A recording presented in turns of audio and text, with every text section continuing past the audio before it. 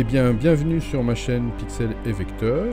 Aujourd'hui, je vais répondre à ma première question générée par une vidéo vue par un de mes abonnés. Et la question, la voilà. Si tu veux, après avoir créé les différents blocs images, demander au logiciel de mettre la même image dans chaque bloc, pour faire une planche de la même image par exemple, tu fais comment ? Donc en fait, c'est en référence à la vidéo que j'ai faite en partant d'une grille de blocs que je soudais, que je réunissais au sein d'un tracé transparent pour faire apparaître une image, une seule image au sein de tous ces blocs. Là, ça va être l'inverse. Ce qu'il veut, c'est qu'on ait une grille avec plein de blocs et que dans chaque un des blocs, on ait la même image. Et ça va me permettre de vous parler d'un outil très méconnu de InDesign et qui s'appelle le récupérateur. Alors, pour ça, je vais commencer par... Donc, j'ai déjà, vous voyez, fait ma grille. Je vais donc simplement aller chercher une image.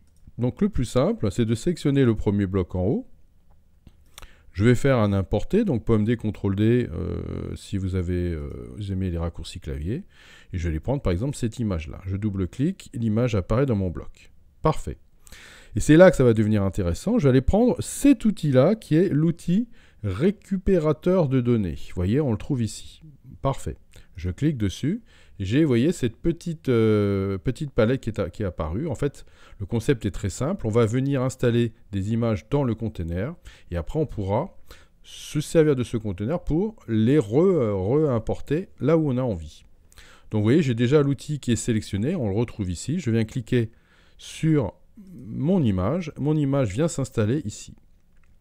Alors, je vais prendre maintenant le deuxième outil qui va me permettre de pouvoir faire ressortir mon image du container. Et attention, là c'est très important. Premièrement, il ne faut pas que créer un lien soit coché, sinon il ne va pas repérer les blocs. Et deuxièmement, vous ne devez pas avoir la première icône ici d'exportation qui est cochée, parce que sinon, quand vous allez cliquer sur le premier bloc, l'image va disparaître du container.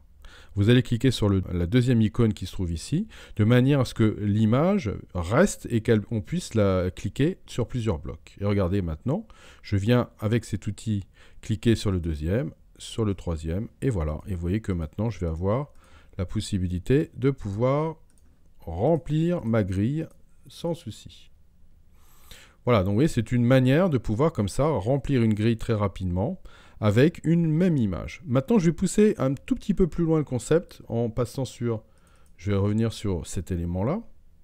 Voilà. Vous voyez, ici, j'ai une première image et en fait, j'aurais envie d'importer une autre image. Donc, je vais importer une deuxième image.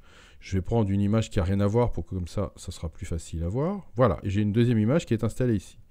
Je viens prendre mon récupérateur. J'ai déjà la première image qui est ici. Je vais cliquer sur la deuxième image va s'installer. Et bien maintenant, si je prends mon outil qui va me permettre donc de pouvoir installer ces images dans les blocs, vous voyez, je vais pouvoir cliquer sur cette image-là, je vais la mettre ici, je vais la mettre ici, je vais la mettre ici, je vais la mettre ici.